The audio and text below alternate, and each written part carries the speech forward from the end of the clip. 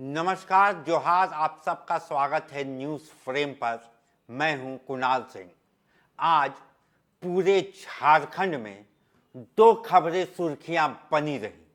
पहला, घाटशिला उपचुनाव के नॉमिनेशन का और दूसरा आदिवासी हुंकार रैली का, जो कि रांची के प्रभात तारा मैदान में आदिवासी समाज के द्वारा कुर्मियों के खिलाफ, उनके एसटी दर्जे के खिलाफ बुलाया गया था। लेकिन दोनों खबरों में आपसी समन्वय बहुत ज़्यादा ही दिखा और दोनों खबरों में घाटशिला उपचुनाव सुर्खियों में रहा। वो कैसे, ये आप हमारे वॉल पे और हमारे थंबनेल में देखकर समझ सकते हैं।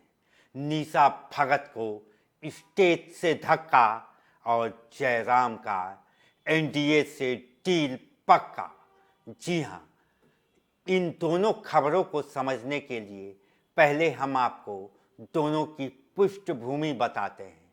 आज घाटशिला उपचुनाव में जहां एक ओर महागठबंधन के प्रत्याशी और सोमेश सोरेन के नामांकन के लिए मुख्यमंत्री हेमंत सोरेन और कांग्रेस के झारखंड अध्यक्ष कमलेश महतो घाटशिला पहुंचे और उन्होंने सोमेश सोरेन का नामांकन कराया।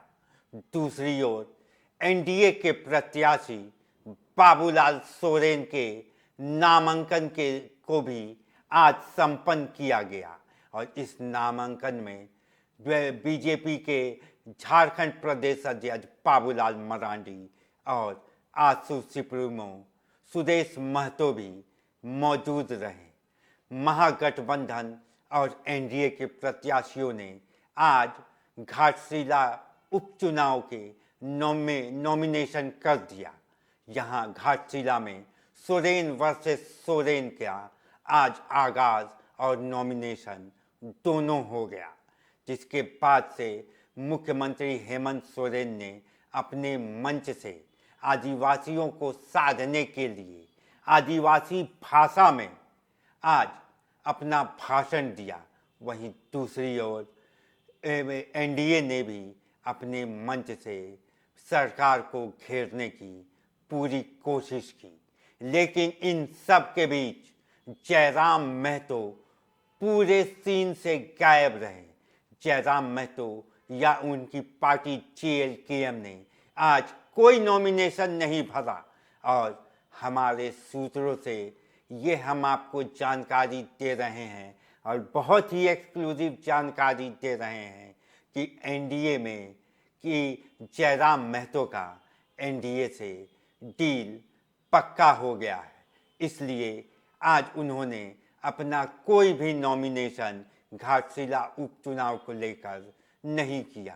ये वही जयराम महतो हैं जो कि कुछ दिन पहले ये आगाज कर चुके थे कि घाटशिला में जेएलकेएम अपना कैंडिडेट उतारेगी, लेकिन आज के दिन तक उन्होंने कोई नॉमिनेशन नहीं भरा और कल शनिवार और इतवार, परसों इतवार है और उसके बाद दिवाली का दिन, दिवाली भी आ चुकी है और 20 तारीख को पूरे देश में दिवाली मनाई जाएगी और इसी दिन नॉमिनेशन का आखिरी दिन भी है। इसलिए आज महागठबंधन और एनडीए ने अपना अपना नॉमिनेशन भर दिया, लेकिन जयराम महतो शायद आज अपना नॉमिनेशन इसलिए नहीं भरे क्योंकि उन्होंने एनडीए से डील अपनी पक्की कर ली है।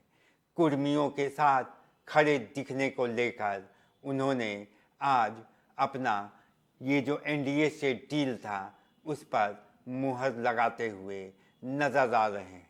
लेकिन अभी 2 दिन शेष बचे हुए हैं। अब देखना ये होगा कि क्या इन 2 दिनों में जयराम महतो अपने पार्टी का नॉमिनेशन भरते हैं या फिर जो बात हम कह रहे हैं वो पक्की साबित होती है।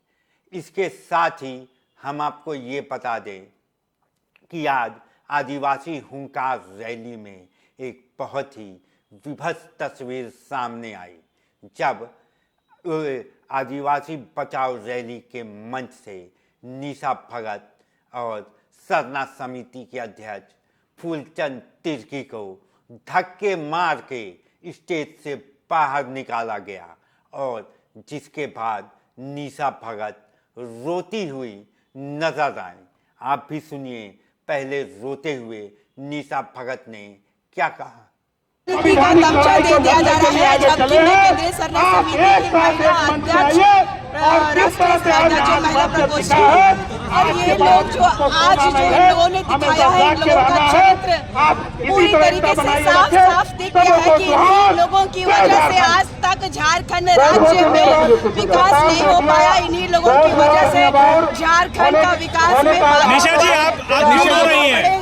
मुझे दुख है कि हमारे समाज के लोगों को गुमराह किया जा रहा है, पुनः गुमराह हो रहे हैं। और मैं जानती हूँ कि मेरा समाज जो है कि मुझे मानता है, प्यार करता है, दुलार करता है, लेकिन यहाँ के ईसाइयों के द्वारा आप देख रहे हैं पहले से ही कितनी बैरिकेडिंग और कितनी तो सुना आपने, निशा भगत ये कह रही हैं और रो रही हैं कि उनको स्टेज से धक्का मारकर नीचे उतारा गया और ये ईसाइयों की साजिश है, क्योंकि जिस तरीके से ईसाई कन्वर्टेड आदिवासी स्टेज पर बैठे हुए हैं, उन्होंने अक्सर ऐसी हरकतें की है। और स्टेज पर देव कुमार धान और पूर्व शिक्षा मंत्री भी मौजूद थी, जो कि गीताश्री ओरांव भी मौजूद थी, जिनको निशा भगत ने निशाने पर लेते हुए कहा कि ये इन्हीं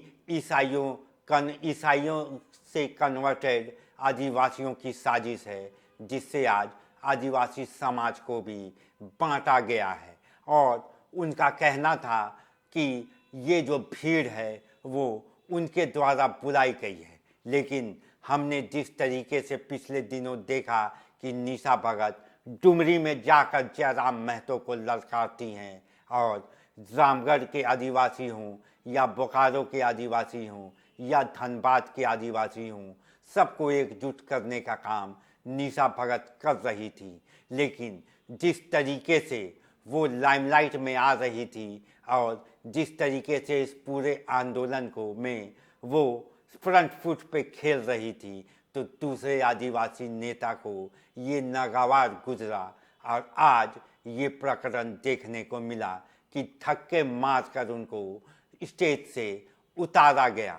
इसके बाद उन्होंने ये कहा कि घाटशिला उपचुनाव के चलते ये आदिवासियों के बीच फूट डालने का काम राजनीतिक पार्टियां कर रही हैं और आदिवासी समाज ये सारा प्रकरण को देख रहा है।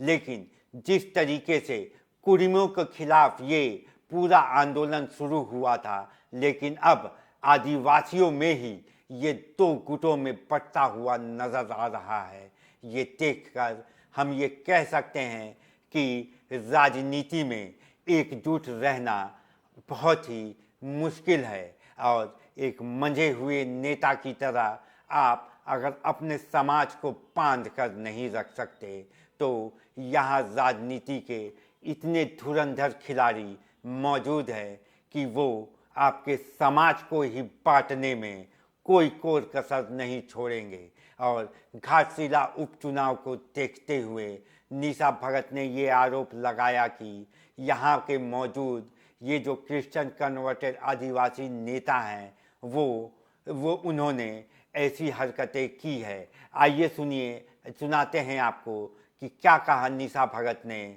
घाटशिला उपचुनाव को लेकर। घाटशिला